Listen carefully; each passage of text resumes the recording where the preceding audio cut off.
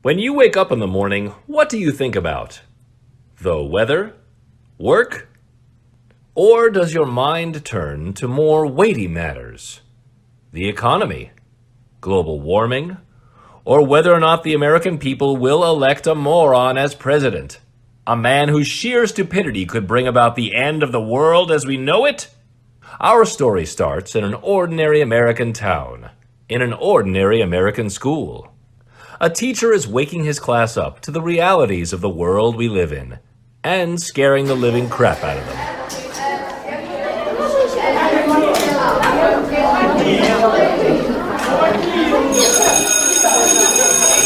Okay, class, settle down, settle down. Today's lesson is about politics. Now, who knows what politics is? Sir? Yes, Mary. Is it where people tell you what you want to hear, so you vote for them, then butt-fuck you? Yes, Mary, well done. Although we don't use words like butt-fuck in class, do we, Mary? Sorry, sir. Does anybody know what this little beauty is? Yes, that's right. It's a movie projector. I know you've all got iPhones and tablets nowadays, but back when I was your age, this is how we used to watch movies. Settle down. Today I'm going to show you one of my all-time favorites. It's called Hiroshima: The Aftermath. Now, would you please all turn towards the screen?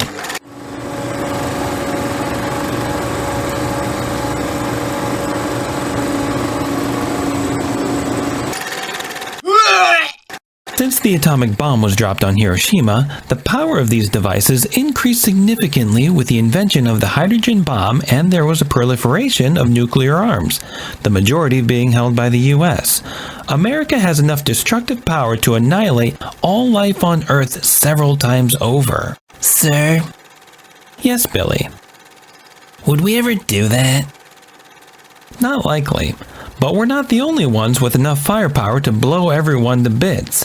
Russia and China, both considered hostile countries to the US, possess similar quantities of nuclear weapons, with France and Britain also having a few tucked away. Fortunately for mankind, there are only 3 shithole countries with nuclear devices: India, Pakistan, and North Korea.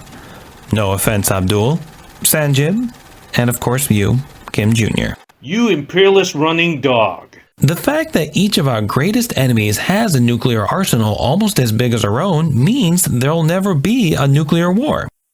It's called mutually assured destruction, and it's kept the peace between us and our enemies since the end of the Second World War. Now, who disagrees with me that this is a good thing? Anyone disagree? Sir? Angelica, why don't you agree? 'Cause one day, some dumbass fucker's gonna press the big red button and fry us all. It's been a long and tiring day, and Donald Jasper Dump is in the ensuite in his bedroom, preparing for a well-earned good night's sleep. Are you coming to bed, honey? Not yet, baby. It's Tuesday. I gotta do my exercises tonight, yeah? Managing a chain of dungeons is a high-pressure business, baby. Gotta keep in shape. That's why I'm wearing my Hercules onesie. I look great. Now let's start with a few toe touches. Ah, shit! You okay? Yeah, just a little technical problem here at Houston. Is that the ass ripped out of another onesie? Made in China. Cheap, crappy, foreign Jimmy Jams. Mechanica, baby, you know how I love that scent. I wore it tonight for you. Are you feeling horny, honey? If so, I'll need a booster charge. Not tonight, baby. Running for president again's exhausting. But you know, better than the alternative. Alternative? Stay in a dump dungeon. Of course, my posh private jail's got every amenity a witch hunt victim like myself could want, but let's just say I haven't been on good terms with most of my wardens since that little riot incident in Omaha. Riot? Yeah, gun costs were bringing us way over budget. I replaced the guards' weapons with billy clubs. Limey cops have never used anything else. Apparently, batons just didn't do the trick when it comes to the boys on our payroll. Out there reining in our guests. And well, an officer ended up with a slight skull fracture. Okay, maybe not slight, but no brain hemorrhaging, and his family will be well compensated. Anyway, my people on the inside are telling me that running for president this time's not gonna be like it was the last go-around. So, Donnie, what do you think of our beautiful Moscow golf courses? I've seen better. I go first. Watch and learn, Vlad. Watch and learn. Prick! It's Tick, sir. Whatever. Do the shout thing. Yes, sir. 4! Look at that sucker fly. Sir? Sir? What? You missed the ball. It's still on the tee. Then do your job, idiot. But, sir, you don't have time for this. We need to talk about the figures. We have to file the year-end accounts and... Do the you-know-what. You want me to pick up the ball and run it to the green and drop it in the hole again? When nobody's looking, idiot. But everybody's watching. Leave this to me. Hey, Vlad, look up there. Is that an albatross? Now, prick! Okay, sir, but please, when I get back, we have to talk about the accounts. Oh, nice shot, Donnie boy. Look at his little legs go. He's getting faster. I'm dropping it in the hole now, sir. Daddy, there you are. You left the clubhouse without me. Oh, Daddy, you're such a great golfer and so strong. And you're my favorite little girl. You know that, don't you? Satanya, my dear. Daddy, look at my nails. They look terrible. I desperately need to buy a nail bar near here. You have some more money. I'm filthy rich. Oh, thank you, Daddy. I love you so much. 1, 2, 3,000. I love you, Daddy. 4, 5. Listen, Donnie. You were telling me about your business. Hold up.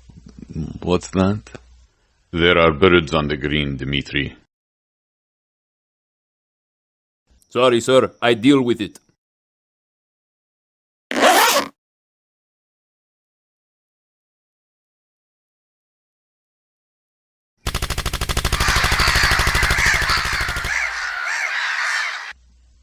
Thank you.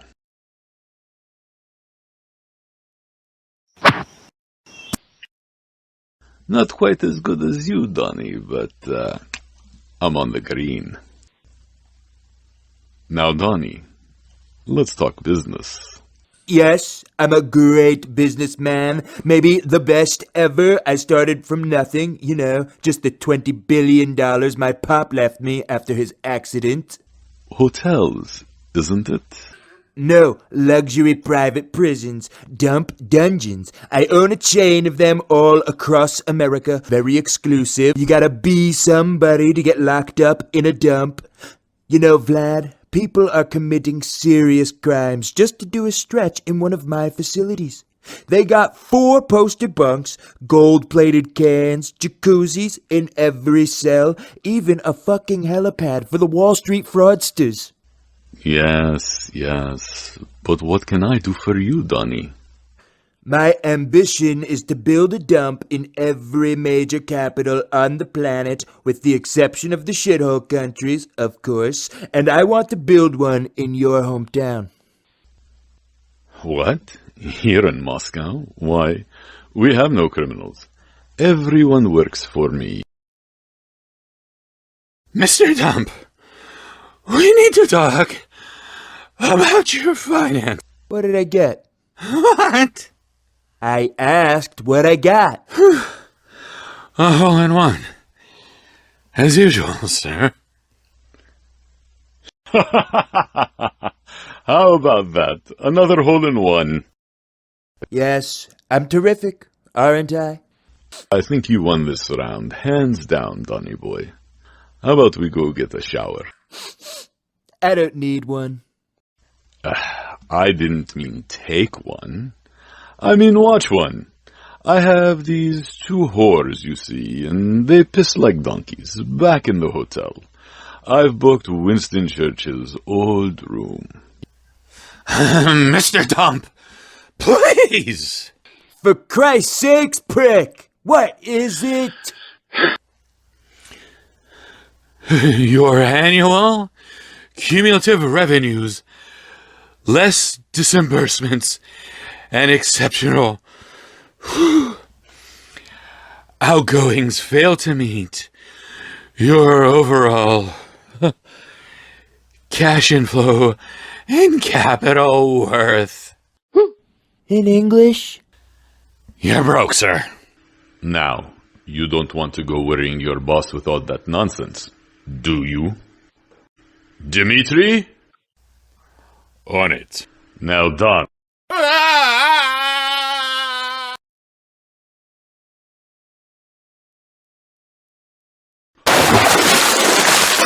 What do you say we go watch that shower and talk business, eh? I'm the greatest man in the world. Greatest at golf and business. You know that, don't you, Vlad? Whatever.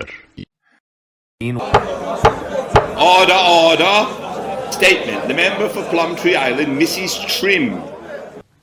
Fellow members of the House, in light of recent disgraceful treatment committed towards Plumtree Islanders by the left, the right and everyone in between, denying us our basic human rights, I am hereby announcing today the unilateral secession of Plumtree Island from the United Kingdom. Order! Point of order, Mr. Speaker. What exactly is Plumtree Island? It's an island, a 4-acre plot of land in Cardigan Bay, 10 miles off the Welsh coast. It has a population of 20 souls, and I'm declaring that we Plumtree Islanders will no longer be subjects to Her Majesty's rule. Exactly what grounds? The question will be answered. According to Addendum 55A of our unwritten constitution, protectorates of the Commonwealth shall not be subject to the territorial sovereignty of the Crown if they do not receive services from the Queen, including but not limited to rubbish collection, street lighting, maintenance, and or on every alternate Tuesday, cleaning of all pubic areas. Sorry, public areas. Now, you can all think about that while I go for a nice cup of tea.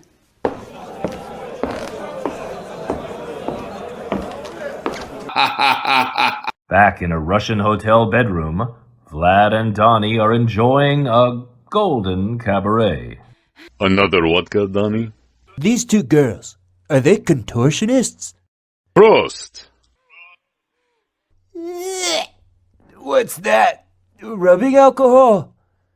Smooth, eh? You like these girls, Donnie? They're sisters, you know, from village back home. Girls. Not on us, on the bed. Your favorite imperialist slept here once, you know. Winston Churchill. He had 2 hookers that night. That man and his cigars, eh?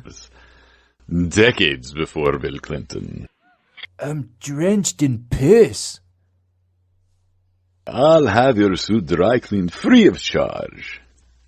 Hey, Donnie, you gonna release the Danaconda from its linen cage tonight? Oh, you've heard about the beast. Who hasn't? But Donnie boy, I couldn't help overhear what your little butt lizard tick was saying. So I did some research on you. He's right, you know. You're broke.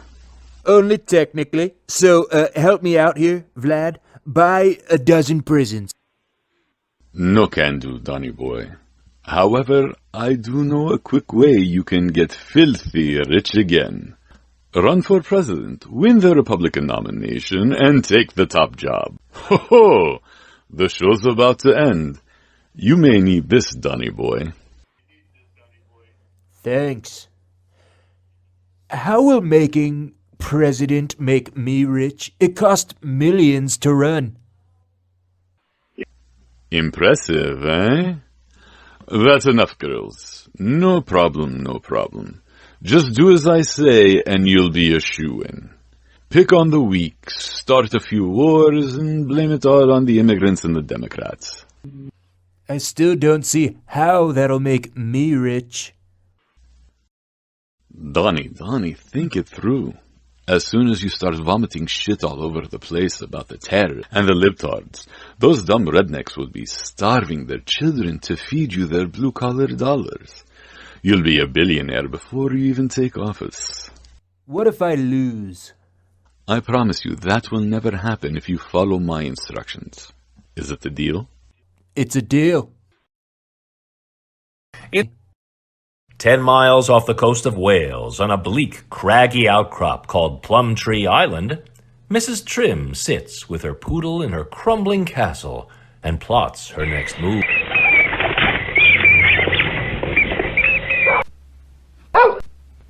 Quiet, Lucinda! It's only bats in the rafters. Bloody old ruin. Well, I've done it, Lucinda. I've declared independence. The government won't dare let me break away from the Union. They'll meet all my demands. A swimming pool, a jacuzzi, a gym, twinkly lights, the full ball of wax. I know the twinkly lights are a stretch, but they'll never let me have them. Perhaps I made a demand too far. I know. I'll tell them that we have our own nuclear weapon and we're not afraid to use it. How can I get my nuclear bomb? I know. The gardener's boy, little Alec. He's whizzy with all his high-tech stuff. He'll know how it's done. I'll bung him £50 and tell him to build one.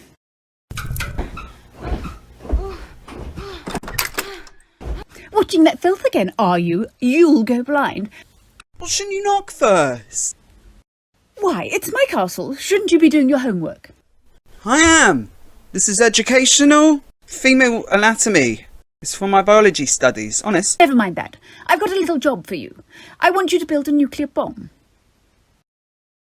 Here's £50 to buy whatever bits and pieces you need. You can have whatever money's left over if you finish it by Friday. What? Nukes cost millions. Bring it to me when you're finished. And stop watching that filth. A nuclear bomb, eh? Let's see.